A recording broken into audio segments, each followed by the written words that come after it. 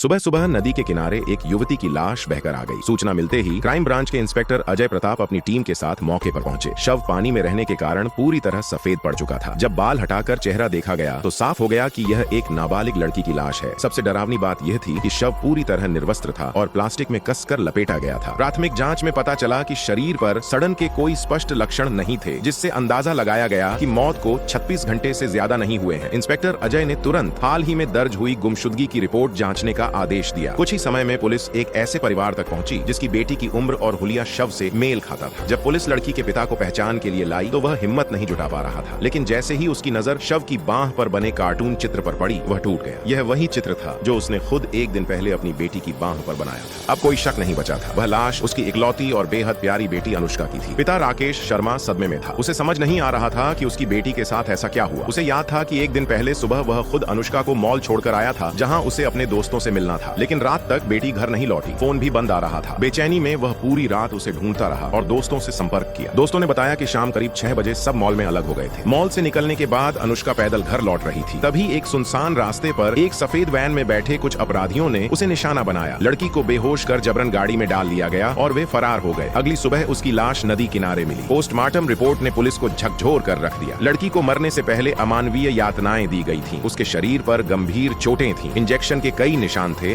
और खून में नशीले पदार्थ पाए गए। यह साफ था कि हत्यारे बेहद दरिंदे और मानसिक रूप से विकृत थे। इंस्पेक्टर अजय ने परिवार को सच्चाई बताने में सावधानी बरती और पहले अपराधियों को पकड़ने का फैसला किया। सीसीटीवी फुटेज खंगालने पर एक सफेद वैन संदिग्ध पाई गई। पूरे शहर में उसकी तलाश शुरू हुई और खास तौर पर वैन में बैठे एक पीले बालों वाले युवक की पहचान की जाने लगी। इधर राकेश शर्मा अपनी बेटी की मौत के बाद पूरी तरह टूट चुका था। तभी एक दिन उसके मोबाइल पर एक अजीब संदेश आया। संदेश में लिखा था कि उसकी बेटी के असली हत्यारे सौरभ मल्होत्रा और दीपक राणा है। साथ ही उनका ठिकाना भी बताया गया था। राकेश को पहले लगा कि कोई मजाक कर रहा है। उसने जब उस नंबर पर फोन किया तो वह बंद मिला। असल में यह संदेश अपराधियों में से एक नितिन वर्मा ने भेजा था। पुलिस को शक था कि घटना वाली रात उसी की वैन वहां मौजूद थी। डर के मारे नितिन ने मुख्य अपराधियों से बात की, लेकिन उन्होंने सारा दोष उसी पर डालने की कोशिश की। खुद को बचाने के लिए नितिन ने अनुष्का के फोन से उसके पिता का नंबर ढूंढा और सच्चाई बता दी। संदेश में दिए पते पर पहुंचकर राकेश ने दीपक राणा के ठिकाने का पता लगाया, जो पुल के नीचे बने एक अस्थायी कमरे में रहता था। बताए गए तरीके से उसने चाबी ढूंढी और कमरे में दाखिल हो गया। अंदर चारों ओर नजर डालते ही उसका दिल कांप उठा। अचानक बाहर दरवाजा खुलने की आवाज आई। राकेश!